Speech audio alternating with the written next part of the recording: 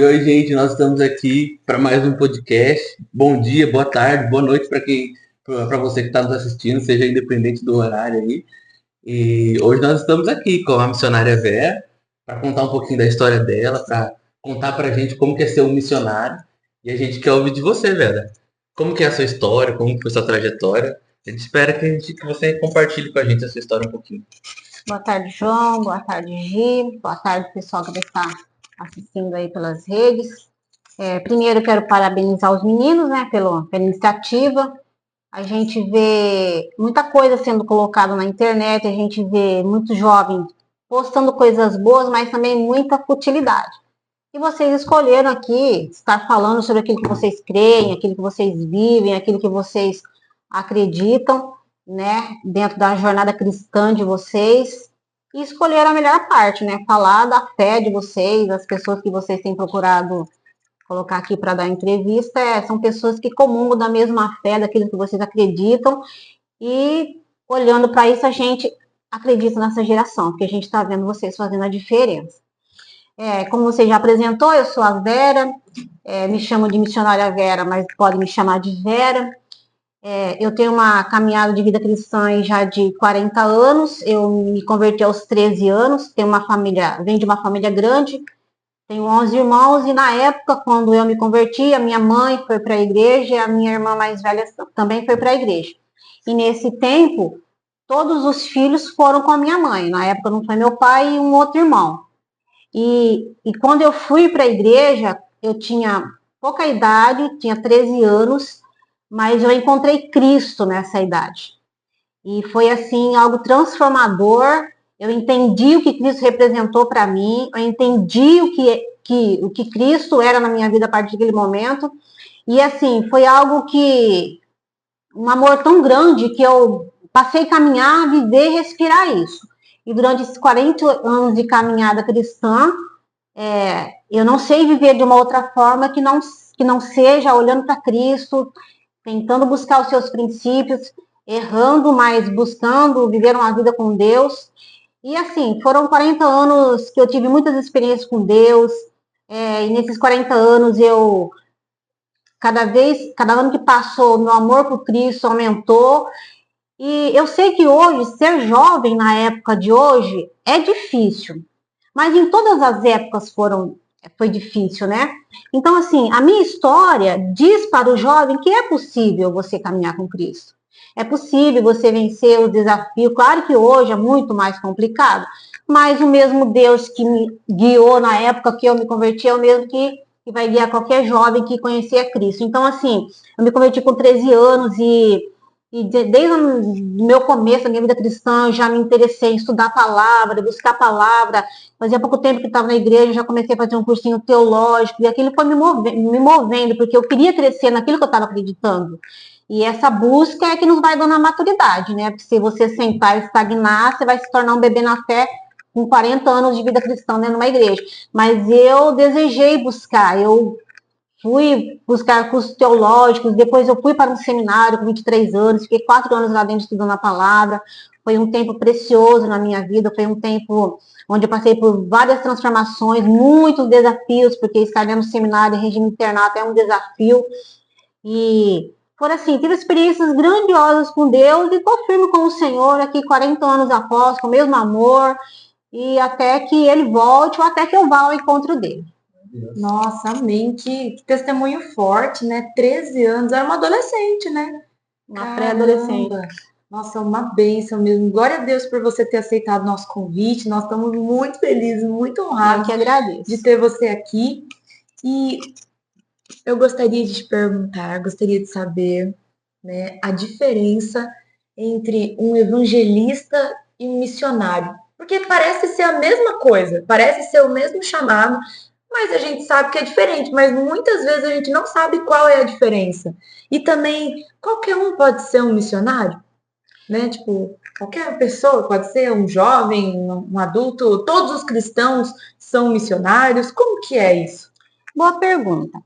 Então, antes de nós entendermos a diferença, vamos entender o que eles têm em comum. O evangelista, ele apresenta as boas novas. O missionário também apresenta as boas novas. Palavra de boas novas. Então, se a gente for entender assim, evangelista, a diferença de um outro, a gente vai entender mais em termos geográficos, de onde ele está. O evangelista, ele faz um trabalho mais local. Quando a gente vê o apóstolo Paulo falando de Timóteo, que Timóteo era um evangelista, a gente entende que Timóteo era bispo de uma igreja local. Então, ele era um evangelista, apresentando as boas novas do evangelho, daquilo que ele entendia, num ambiente local. Aqui na nossa igreja nós temos vários evangelistas. E o missionário, ele também tem essa mesma função, apresentar as boas novas. Porém, o missionário, ele muitas vezes não fica só ali onde ele está no seu local, que foi o meu caso. Há 20 anos atrás, eu saí como missionária do Brasil, fui para o continente africano, África do Sul, Angola, com a mesma missão de anunciar as boas novas àquele que ainda não tinha ouvido falar das boas novas. Então, eu acredito assim, que o que eles têm em comum, apresentar o evangelho, o que diferencia é que um é local e o outro pode sair. Eu posso ser um missionário aqui onde eu estou? Também pode. Mas se a gente for ver se tem uma diferença, eu acredito que seja local. Qualquer um pode ser missionário? Sim, qualquer um pode ser missionário. Porém, são todos que estão dispostos realmente a renunciar ao seu trabalho, renunciar ao convívio com a sua família, né? Muitas vezes tem gente que para a sua faculdade, ele tem que parar toda uma jornada construída no seu trabalho para sair, para ser um missionário fora do país. Será que estão todos dispostos? Acho que isso é o mais difícil. Né? Esse que é o mais difícil. Todos podem ser, porque a capacidade vem do Senhor. Agora, precisa ver a disposição do coração da pessoa de querer sair, de querer renunciar a isso. Eu, quando me converti, eu lembro que nós tínhamos, na época, muitos congressos de jovens, a gente saía da cidade, ia para outros estados fazer congresso, e sempre nesses congressos tinha os cultos missionários. E eu sempre, quando tinha um apelo, quem quer ser um missionário era a primeira a ir lá para frente orar. Então, já era algo que estava dentro de mim. Imaginava que um dia seria? Não imaginava, mas Deus tem os propósitos dele. Até mesmo porque eu era uma pessoa extremamente tímida e nunca me vi falando assim, né, para multidões, sei lá, e tomando essa posição. Mas Deus faz do jeito que ele tem que fazer. E eu lembro que uma vez eu recebi uma palavra do Senhor, foi a única que eu recebi, que eu iria sair do meu país, eu iria atravessar fronteiras, e eu guardei no coração. Eu falei, se for do Senhor, ela vai se cumprir durante o tempo, que é assim que a gente prova uma profecia, uma palavra, se ela é de Deus ou não. Vamos deixar o tempo dizer. Se é de Deus, ela se cumpre. Então, o Senhor permitiu que eu saísse do Brasil. Na época, eu estava com a Elohana, bebê. Foi mais desafiador ainda, que a Elohana tinha 4 meses. Então, eu fui para a África do Sul. Não conhecia a língua, que ela fala o inglês e vários dialetos. Os dialetos jamais eu iria aprender mesmo, né? Sem chance. O inglês ainda comecei a arranhar alguma coisa lá, mas a gente sofre nessa questão de língua, de cultura, mas assim, se você tem o chamado, você aguenta, né? Você fica, e nós ficamos lá o tempo que Deus aprovou que ficássemos, e foi um tempo de grande colheita, de muito aprendizado, de ver Deus fazendo coisas assim, sobrenaturais, de termos visto o cuidado do Senhor, de quando você assume algo que está dentro da direção de Deus, o Senhor se responsabiliza por tudo que vai acontecer ali na sua vida. É claro que eu posso falar assim, mas e os mártires? Porque Deus tinha um propósito também daquela pessoa ser um mártir no campo missionário. Não foi o meu caso, voltei com vida. Mas assim, tive experiências dolorosas, experiências maravilhosas com Deus, onde eu vi o cuidado de Deus, a provisão de Deus. E assim, qualquer um pode ser um missionário, sim. Ele tem que estar com o coração disposto para isso. Até que ponto você deixaria tudo? Até que ponto você deixaria o seu trabalho, a sua carreira, a sua família, para você responder esse chamado do Senhor? Deus não vai falar assim, o João é melhorzinho, então o João é escolhido. A Giovana não, ela não tem muitos atributos para isso, não. Todos são chamados. Agora, depende da disposição do seu coração. Você abordou um ponto, você passou por um ponto e eu fiquei pensando nisso. A gente sabe que o missionário tem desafios desde sempre, né? Desde sempre, mas desde saída. Para a nossa geração, ainda mais hoje em dia, nossa geração que é uma geração muito imediatista, né? A gente fala assim, pronto, se você se depara com o primeiro desafio, iniciar uma jornada de ser um missionário, pelo menos a minha geração que eu vejo, é no primeiro desafio, no primeiro problema, já querer desistir. Já querer Já desistir. querer desistir. Eu acho isso muito difícil. É por isso que os líderes, né, de cada jovem, de cada pessoa que se coloca à disposição para ser um missionário, a pessoa que está querendo ir, ele acha que o líder está dando uma canseira nele. Ah, mas tem que ser agora, tem que ser... Não, mas ele precisa dessa maturidade, crescer nessa pessoa. Porque senão, no primeiro desafio que ele tiver, vai acontecer o que você falou. Ele vai voltar, ele volta. Então, assim, eu lembro-me que quando eu peguei, eu estava com a Elohana bebê, e a Elohana pegou malária, certo? Eu sou mãe coruja, né? Então, assim, se eu não tivesse, de fato, acreditando no meu chamado, entendido que eu estava ali, eu teria pego minha filha, entrado no avião e voltado para o Brasil, certo? Foi o primeiro desafio, porque foi há 20 anos atrás, Angola já fazia 4 anos que tinha encerrado uma guerra civil de 20 anos, então não tinha estrutura para nada, medicina zero, tudo, né, sem nenhuma estrutura. E a malária é muito comum para eles. E o estrangeiro, a gente não tem a mesma resistência que eles têm. Na verdade, lá eles falam paludismo, né? Então, assim, eu estava, assim, correndo o risco de perder a minha filha a qualquer momento, porque não tinha recurso. Você pode ter o dinheiro, mas não tinha o recurso. Então, se você não tem certeza do seu chamado, que Deus te chamou para aquilo, que você tem uma missão naquele lugar, você liga para o Brasil, olha, me manda uma passagem que eu estou voltando. Então, às vezes, quando o jovem fica ansioso, lá, pastor, eu quero ser missionário, eu quero ir, o pastor começa a determinar um tempo, não é agora, espera mais um pouco, porque ele entende que precisa ter essa maturidade, para quando ele chegar no campo missionário, no primeiro imprevisto, na primeira prova, ele não volte atrás. Entendeu? É importante, né? Sim, precisa ter esse amadurecimento, porque é desafiador. Você já começa, dependendo de onde você vai, você começa da língua. Eu, pelo menos, já tive a minha primeira experiência lá no aeroporto de Joanesburgo.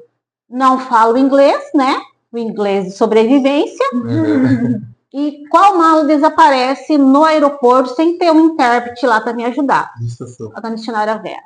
Entendeu? Então, assim, a gente vai vendo os desafios começando e sabe que não é brincadeira, não. Tem a cultura, né? Tem a alimentação que é diferente, tem N coisas que você vai se sujeitar àquilo. Uma nova adaptação, né? Tem que se adaptar, por mais que você faça um cursinho transcultural, a realidade nua e crua é bem diferente, né? Então você tem que estar preparado para tudo isso. Mas nada que Deus não fortaleça, não ajude, e você vai conseguir chegar ao objetivo que Deus tem para você naquele lugar.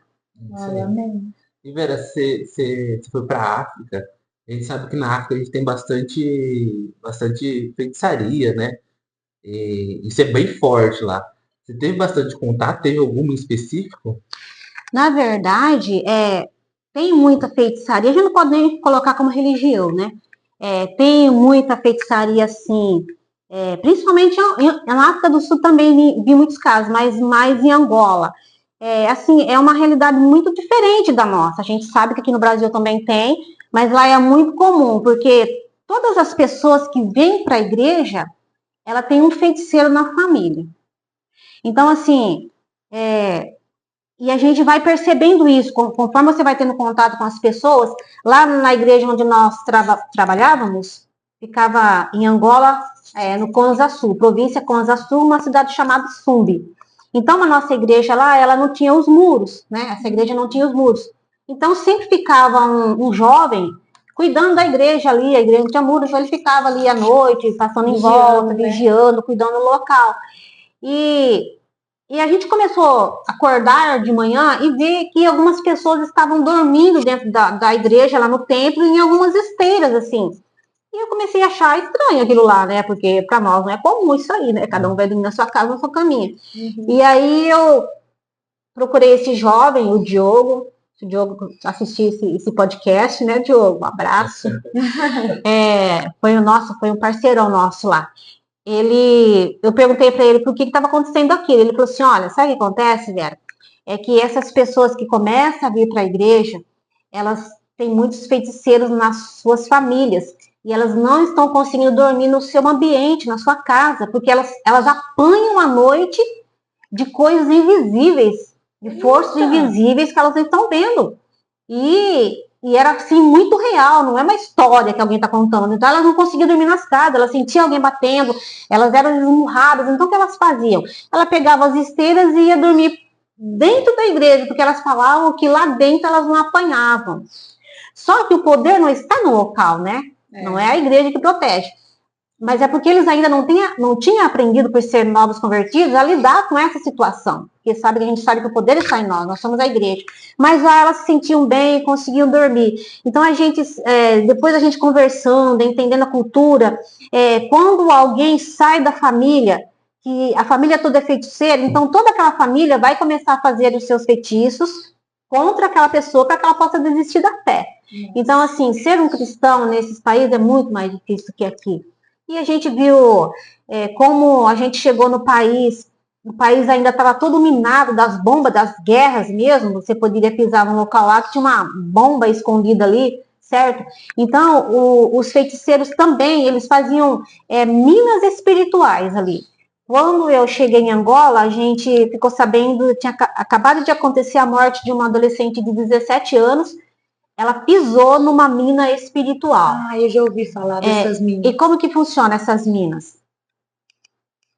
Os feiticeiros lá, a gente recebeu os relatos dos nativos, das pessoas que viveram a situação.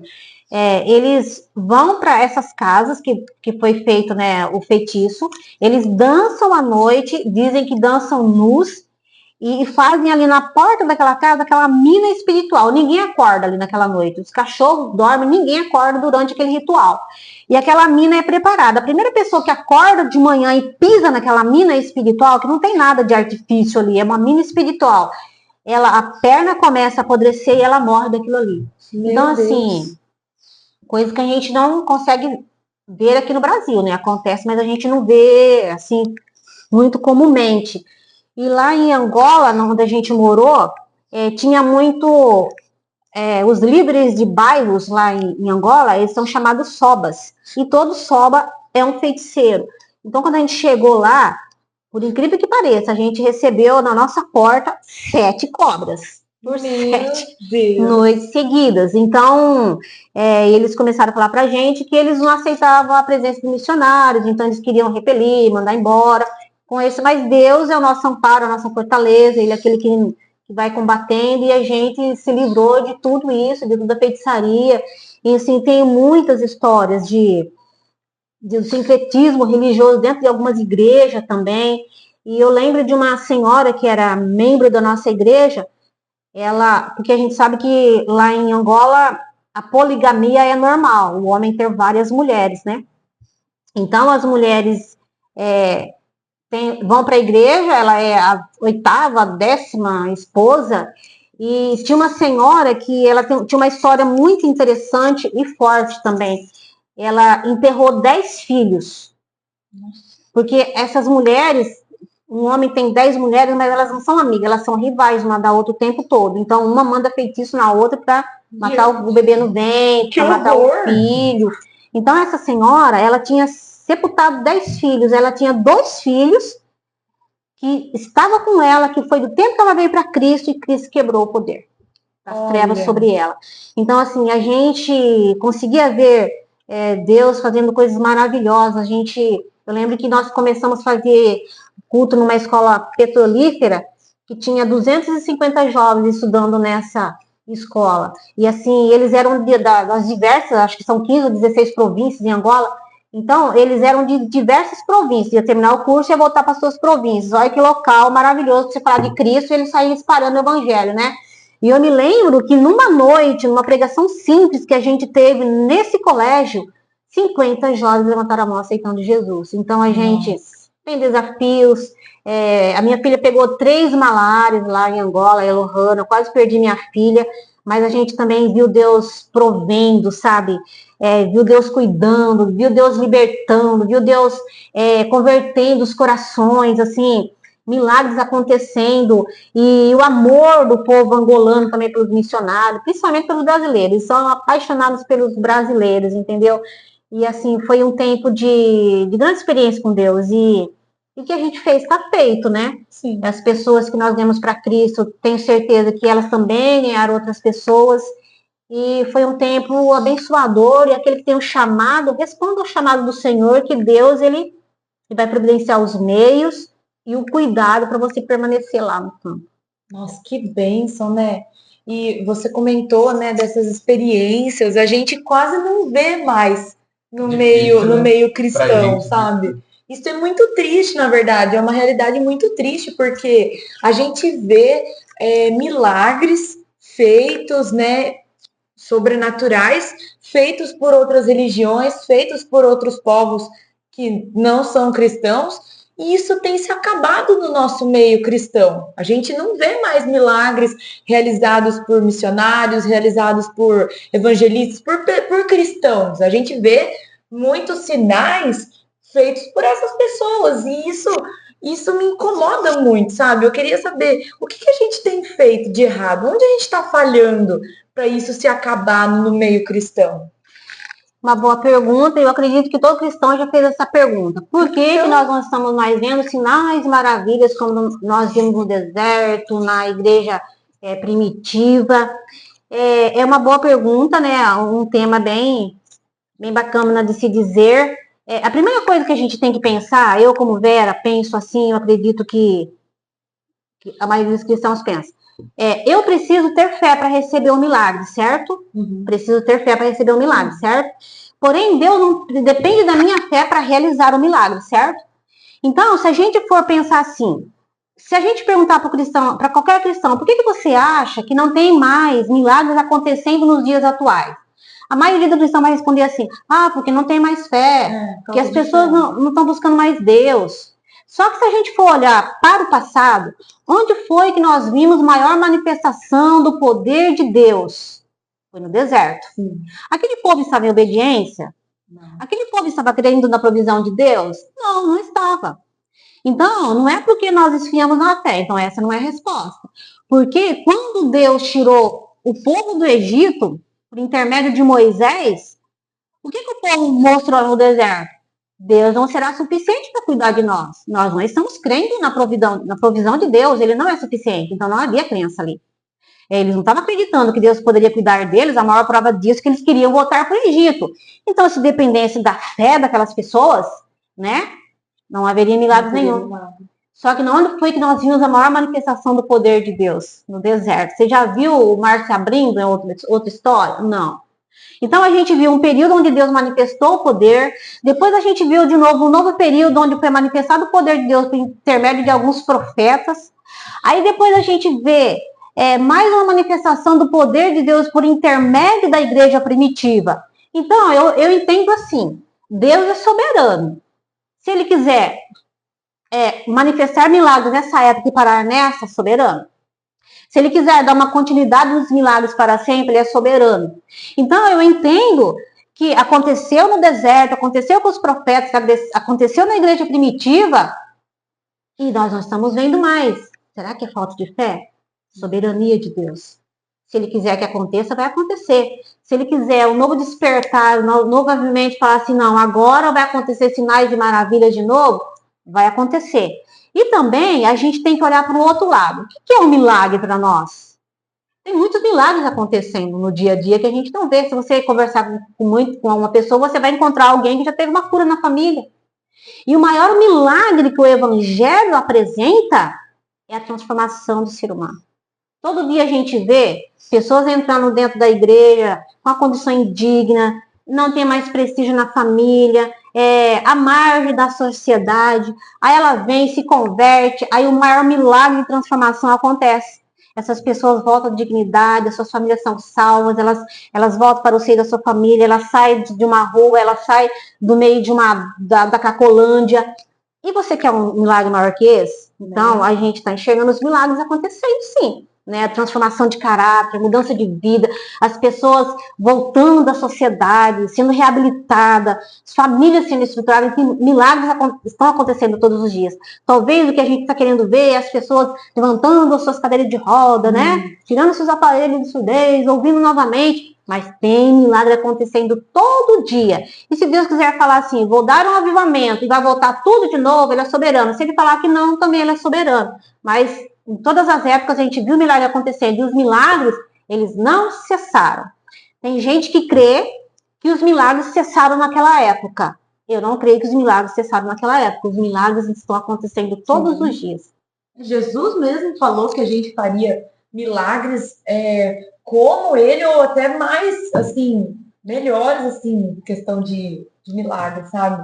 E eu acredito nisso também, que Deus, ele é soberano, que a vontade dele tem que ser feita, né? Não é porque a gente não vê os milagres que a gente quer que aconteça que Deus não está operando. Está operando todos os dias. Está operando todos os dias e muitas vezes a gente não percebe. Muitas vezes é os nossos olhos que estão fechados para Sim, ver. imagine você pega um pai de família alcoólatra, destruindo a família, perdeu o respeito dos filhos, a esposa está querendo ir embora de casa, aí ele vem, encontra Cristo e o Senhor faz uma transformação nele, ele abandona o vício, volta para a família, tem novamente o respeito dos filhos, tem novamente o controle da sua casa, vai trabalhar certinho. Isso não é um milagre? Que coisa linda. É um milagre. Então a gente continua vendo milagres hoje. Sim, que nem eu estava pesquisando, lendo sobre o assunto, sobre os milagres que são feitos pelos povos que praticam feitiçaria e tudo mais.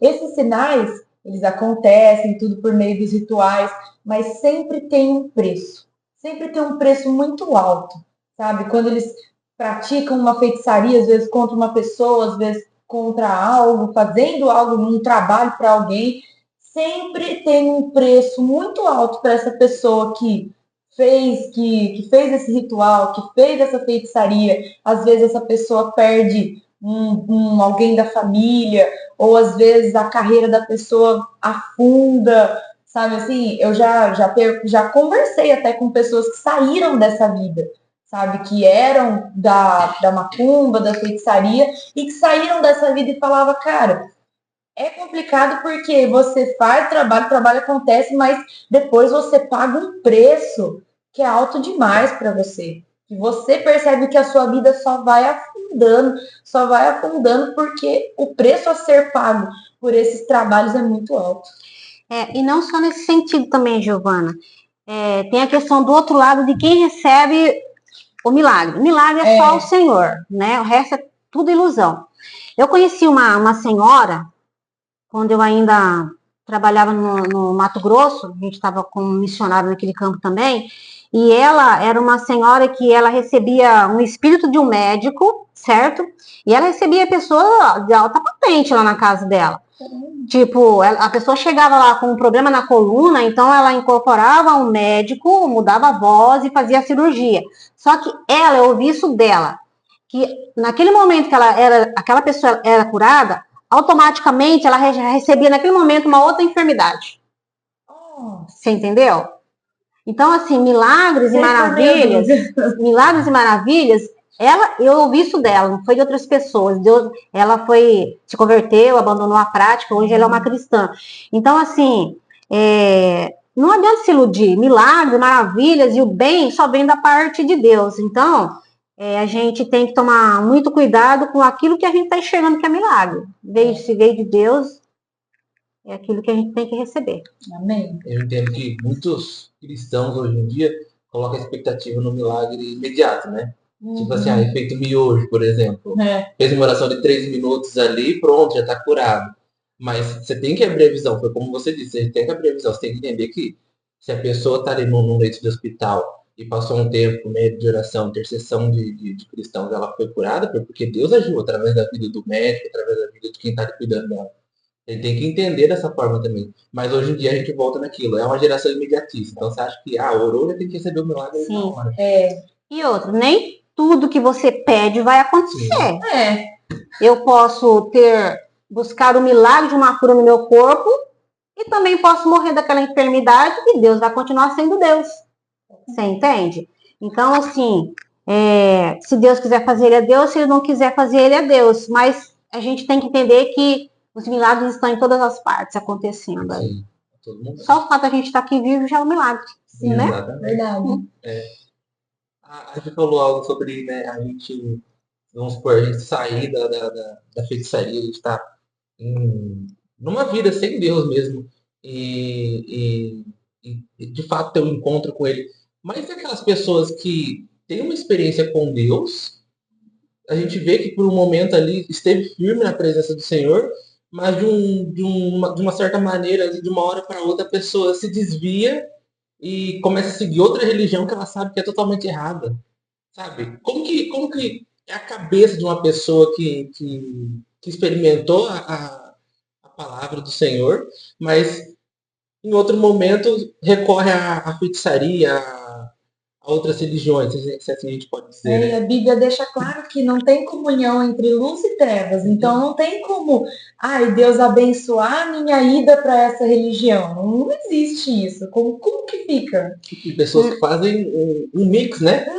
Tipo Eu assim, acho que isso é o pior. eu sou dessa religião, mas eu acredito em Deus ainda. Parece os samaritanos. Eu adoro esse Deus, eu adoro seu Deus. Mas eu adoro esse, adoro esse, adoro esse, faz aquela salada. Na verdade, eu acredito que essas pessoas que estão lá, elas estão muito mais infelizes do que antes dela conhecer a Cristo. Porque elas estão diante de uma mentira que elas sabem que é mentira. É uma falsa ilusão de que aquilo é verdadeiro, mas elas sabem que é uma mentira. Então, eu acredito que a Bíblia fala que é o cão voltando ao próprio vômito, né? Não sou eu que estou dizendo isso, é a Bíblia, né? Então, você conheceu a Cristo, conheceu a verdade e voltou, né, em práticas que você talvez fazia antes. Então, assim, eu acredito que são pessoas que precisam muito mais da nossa oração, porque eu acredito que a falta de paz interior é pior do que quando elas não conheciam Cristo, porque elas sabem a verdade. É assim, eu acredito que quando ela põe a cabeça no travesseiro, ela sabe e ela já conheceu a verdade, que aquilo não está certo e não consegue sair daquilo de novo. Então, pessoas que precisam muito mais da nossa oração. Não tem paz na consciência. Não tem. Não.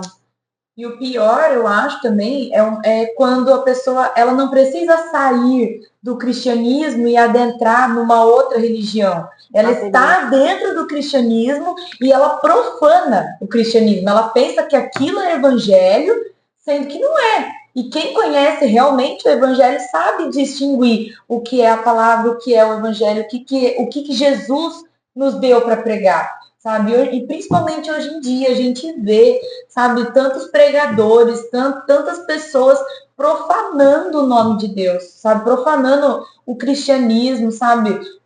Hoje em dia, se você perguntar para uma pessoa às vezes que não é cristã, você pergunta para ela, o que você acha dos cristãos? O que você acha dos evangélicos? Primeira coisa que ela vai pensar, porque pastor rouba. Porque a gente mentindo, a gente gritando nas igrejas, a gente fingindo que tá falando em línguas, a gente rodopiando, sabe?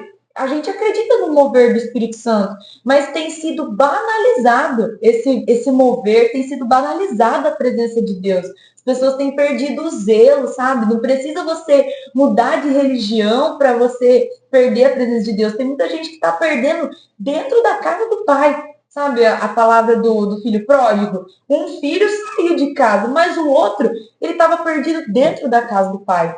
E eu vejo que tem hoje em dia muitos cristãos que estão perdidos dentro da igreja, que não sabem o que estão fazendo, que pensam que aquilo que foi ensinado dentro da família, ou aquilo que elas estão vendo naquele ambiente eclesiástico é a verdade.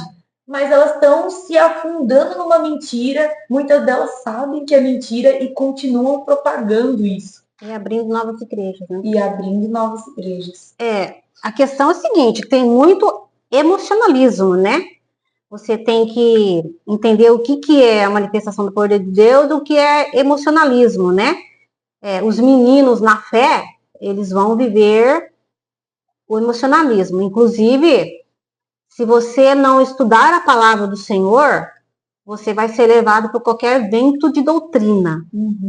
E vou até abrir uma deixa aqui, ó, para quem quiser frequentar a nossa escola bíblica dominical da Terceira Igreja Presbiteriana Renovada Lençóis Paulista. Uma bênção. Você senta e não tem vontade de ir embora. Nós estamos sendo alicerçados pela palavra. Somos privilegiados porque Deus separou mestres aqui dentro. Nós temos excelentes professores. Então, fica o convite aí. Se você quiser participar da nossa escola bíblica, tem sido bênção. Inclusive, no finalzinho, eu peguei o finalzinho da aula hoje, da sala geral, porque eu estava numa outra sala lecionando, e estava abordando esse assunto do que é princípios bíblicos, do que é conveniência. Então, o que está acontecendo? Está surgindo, se abrindo muitas igrejas que estão saindo dentro do cristianismo, e aí se abre uma igreja. Aí vem a pergunta, ela é de Deus? Elas estão se autodenominando cristãs.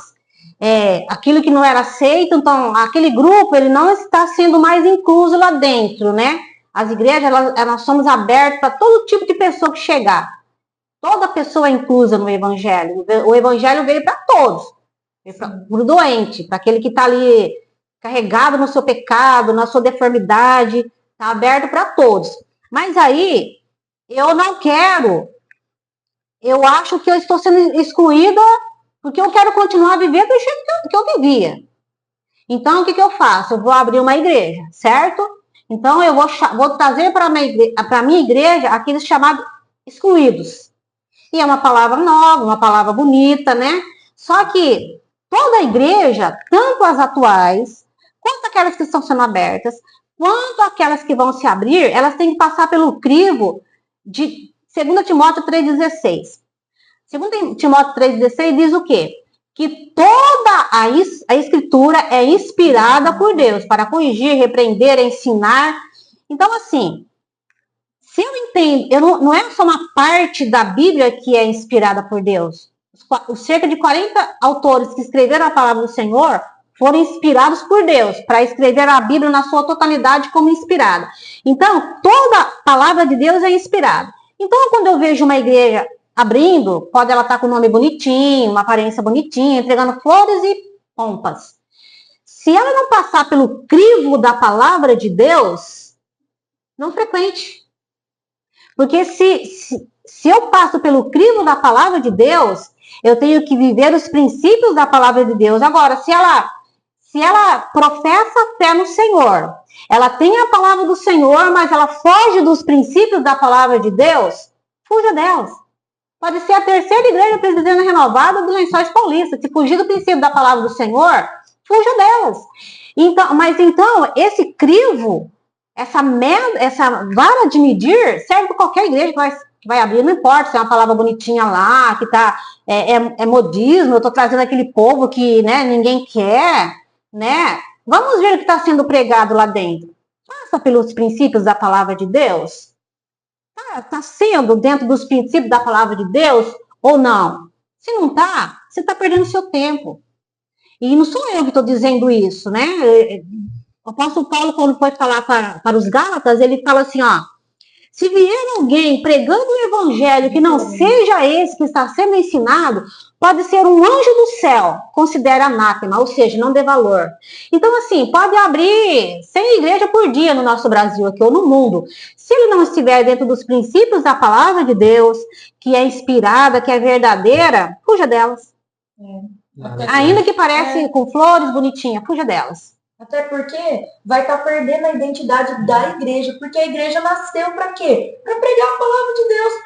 Agora, se ela está fugindo da palavra de Deus, ela não serve para nada, literalmente, porque perdeu sua identidade, né? Nossa. Eu vou até ser mais específica, adiantar uma pergunta nossa, porque calhou bem com isso. A gente quer saber a sua opinião, Verinha. Sendo mais específico, a gente sabe que hoje, principalmente aqui no Brasil, a gente vê que estão abrindo as igrejas inclusivas, né? E para justamente tentar arrebanhar as minorias, né? As famosas minorias, hoje em dia. Só que a gente sabe que o que vai ser falado ali dentro vai ser só uma palavra para que a pessoa que se sente familiarizada ali, que ela seja acolhida, ela vai se sentir confortável ali, mas a gente sabe que, de fato, muitas das vezes, não é pregado de fato a palavra, né? É autoajuda. Assim, a palavra é bonita, mas eu não vou passar pano com glitter, né? A régua de medir é a mesma para ela quanto para a nossa. Ela está pregando os princípios da palavra de Deus?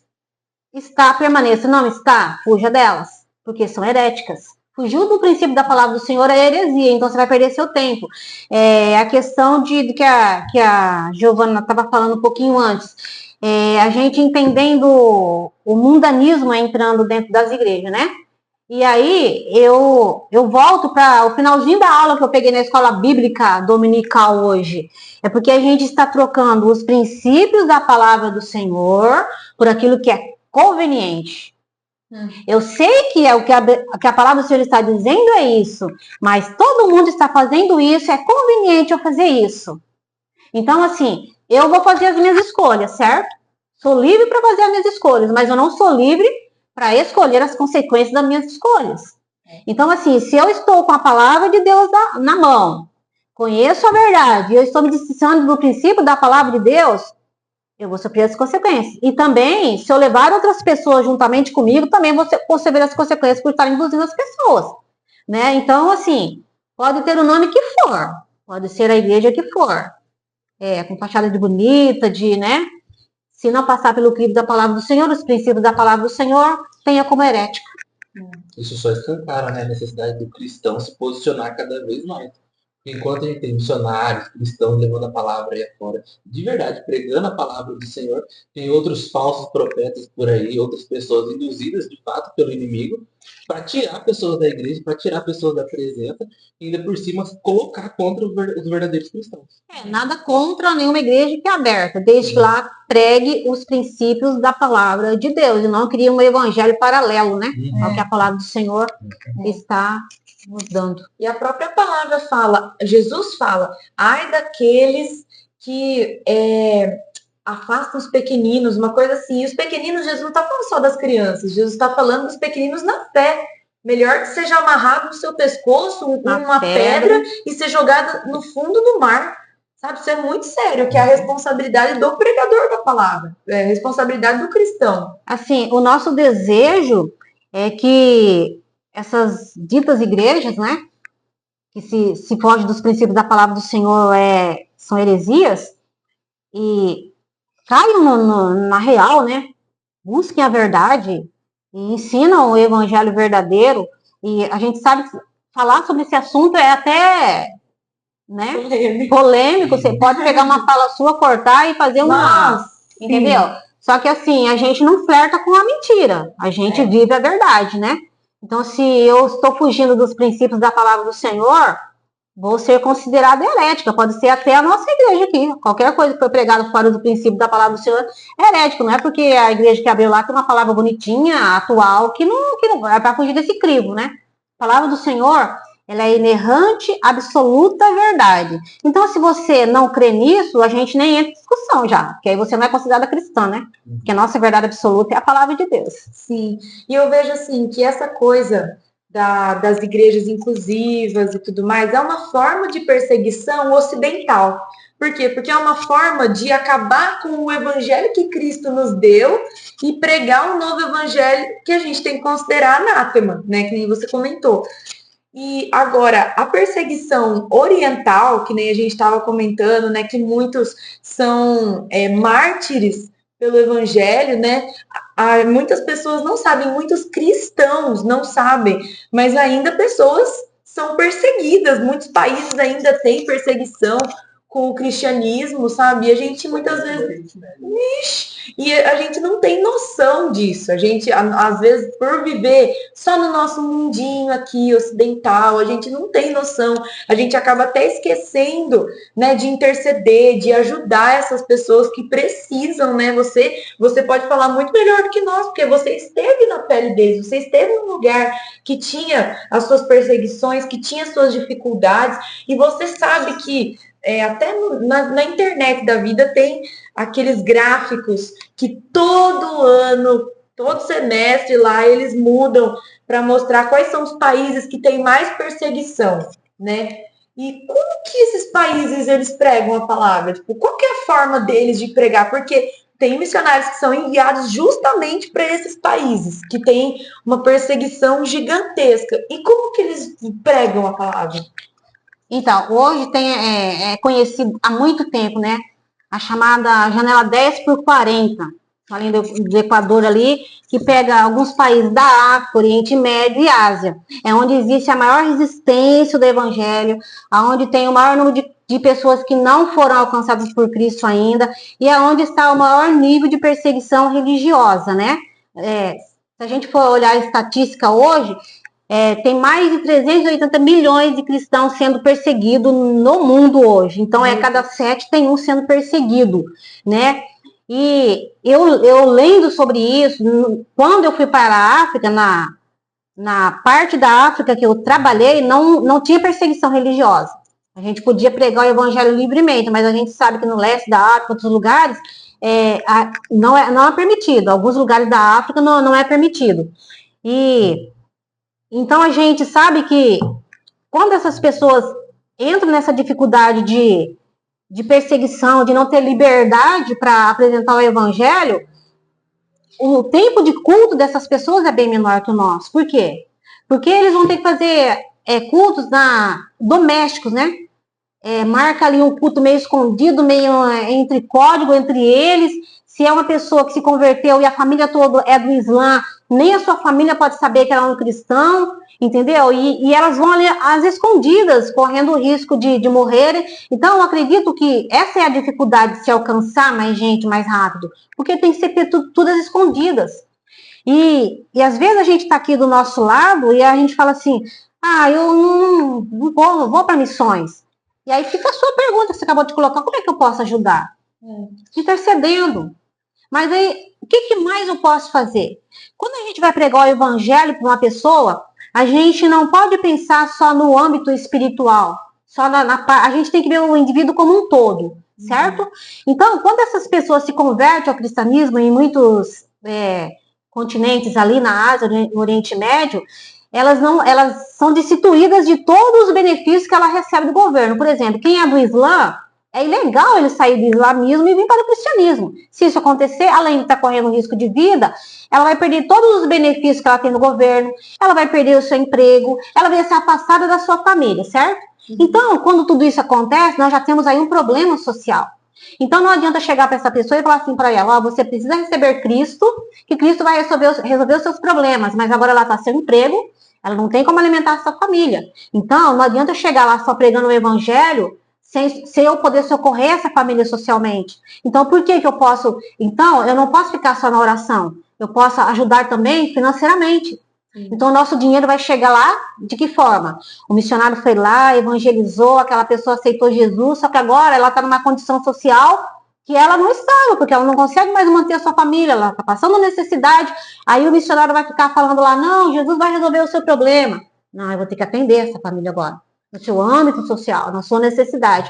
Então, eu acho que as igrejas brasileiras, as igrejas no mundo, ela tem que ter esse entendimento de que eu não posso só mandar um missionário e ficar aqui, eu estou orando pelo missionário. Não, eu tenho que colocar a mão no bolso, eu tenho que preocupar com a ajuda missionária que está enviando aquele missionário, eu tenho que mandar o dinheiro para ajudar aquela família que ficou sem o amparo do governo, aquela família que ficou sem o amparo da família, porque não adianta falar de Cristo, oferecer Cristo e ela ficar sofrendo as consequências daquela situação sozinha. Então, assim, a nossa igreja, graças a Deus, ela tem ajudado, ela ajuda todo mês, a nossa junta missionária, que é a MISPA, né, que envia os nossos missionários. E também a gente tem ofertado na vida de missionários que nem é da nossa denominação, porque o nosso pastor tem essa visão de missão também, glória a Deus por isso. Então, assim, às vezes a gente acha que, mas eu não tenho dinheiro suficiente para mandar, e um pouquinho desse, um pouquinho do João, um pouquinho da Giovana, um pouquinho daquele outro lá, vai chegar na mão daquele missionário lá, ele vai conseguir comprar uma cesta básica para aquela família que foi destituída dos benefícios do governo, entendeu? Então, a gente não pode ver missão só como aquele que vai ou só como intercessão. A gente precisa pensar financeiramente também, quando se fala em missão, que é o mais difícil, pôr a mão no bolso, né? Mas é necessário, porque tem os problemas sociais que são gerados em consequência disso, que o missionário não pode fazer de conta que não está enxergando lá também, né? É muito comum, né? A gente fala de missão, a gente remete a palavra, né? Que precisa ser muito comum. Mas a gente esquece desse lado. Daquela base. Que ele tem que ser atendido como um indivíduo. Exatamente. Total. Que é o que ele mais vai ver também, né? Porque o evangelho, ele traz mudança, mas é uma mudança gradativa, né? Não é do dia para o outro. É vários dias, são anos, é uma caminhada. Agora, naquele momento, aquela pessoa precisa de um amparo, naquele momento. Ela não vai ver a vida dela transformada naquela hora, mas uma ajuda financeira talvez possa mudar a vida dela. Aí, por exemplo, a igreja envia o missionário, certo? Vamos ficar orando pelo missionário. E ele não manda a contribuição. mandamos, temos um missionário lá, que bacana, e não manda a contribuição. Ele não vai ter o seu sustento, ele não vai ter condições de cuidar dessas famílias também. Então, assim, quando a gente envia, a gente tem que manter também dessa forma financeiramente, mas a visão da igreja brasileira é muito pequena nesse sentido. O negócio é orar mesmo, para a gente abrir os nossos olhos, abrir a nossa mente, o nosso coração, para a gente entender essa parte missionária, entender que a pessoa precisa de uma ajuda, de um amparo financeiro, não só no oremos, né? Exatamente. A gente tem que se envolver um pouco mais, porque enquanto a gente está aqui com a nossa liberdade de culto, tudo certinho, eu posso vir segunda, terça, quarta, quinta, sexta, sábado, domingo aqui, se eu quiser cultuar o Senhor. Mas tem um missionário lá que está com a sua vida ali a risco, né? Com um grupo de pessoas se reunindo escondido, fazendo tudo que pode para alcançar aquelas pessoas, enquanto a gente está aqui no nosso conforto, né? Eu não quero ir, mas posso fazer muito mais do que orar. Nossa, eu tava lendo umas matérias, uns livros também de uma missionária que ela chama Ed Baker. Ela era missionária de Moçambique e ela escreveu um livro também muito bom chamado Constrangidos pelo Amor, que ela pega o Sermão do Monte de Jesus, a parte das bem-aventuranças. E ela escreve um livro baseado nas bem-aventuranças e contando experiências que ela teve lá.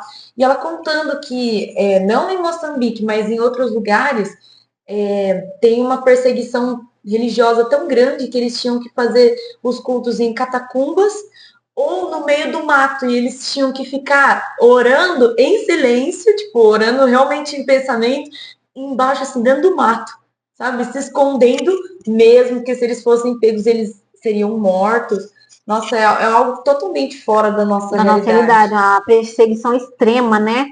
E a gente tá aqui, né, no nosso bem bom, ainda tem aquele crente que vem só no domingo, né, com toda a liberdade, né? Que ele tem de servir ao Senhor, e essas pessoas querendo ter a oportunidade de se reunir mais vezes, mas estão ali com a vida em risco, né? A Bíblia, a gente tem a gente pode comprar na internet, em loja, à vontade, mas lá eles compartilham a única Bíblia que eles têm, sabe? Eu andei lendo nessa parte do livro que eles, uma semana, uma família fica com uma Bíblia, aí numa outra semana, outra família, e quando eles moram longe, eles fazem tipo não sei, um balão, uma coisa assim que voa, que eles colocam a Bíblia toda amarradinha. Eu vi um vídeo dessas pessoas, é o jeito que eles levam a palavra. Nossa, gente, falei, cara, como a gente despreza, né? A gente está muito distante dessa realidade, né?